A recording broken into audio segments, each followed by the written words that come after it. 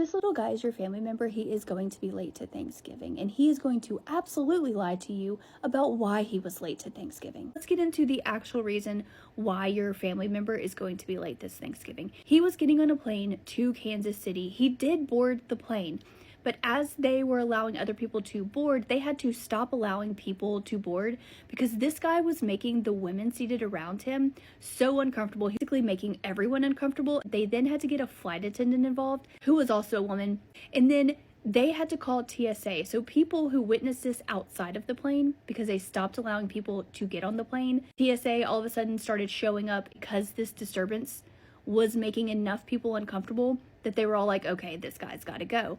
So he then gets off of the plane and is like yelling at everybody, wanting to know why they had the audacity to take him off. He says that he was just simply asking for the Wi-Fi password, which makes no sense because then once the flight attendant got involved, she was like, it's literally written right there. Like, all you have to do is look it up. He then tells them, I pay this woman's wage and she's going to treat me like that. It is her job to take care of me. Mind you, they hadn't even finished allowing passengers to board the plane. Like, they were maybe halfway done. And this is from people who witnessed this firsthand, and then people who were outside who were waiting to board the next plane over that was like an hour after this one was supposed to take off. He complains about how his life was being derailed because this woman didn't want to do her job. The flight attendant. Keep in mind, he's glossing over the fact that this flight attendant only got involved because of the things he was saying to the women seated around him that made them so uncomfortable that they got the flight attendant to come in and help get him away from them. He is completely oblivious that TSA is still stationed throughout this plane trying to board and get on with their lives.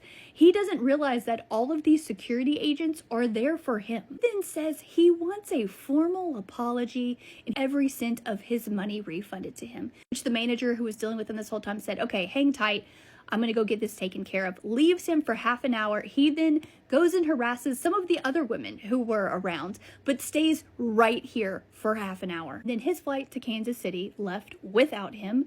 The flight that was an hour later also departed. That was the last they saw of him. I can guarantee you he's not going to tell you the truth of why he got kicked off of that plane, because he was trying to blame everyone else but himself for why he got kicked off of that plane at the airport. This grown man's mother, I think you failed him. This poor grown-ass man doesn't even know how to tie his own shoes.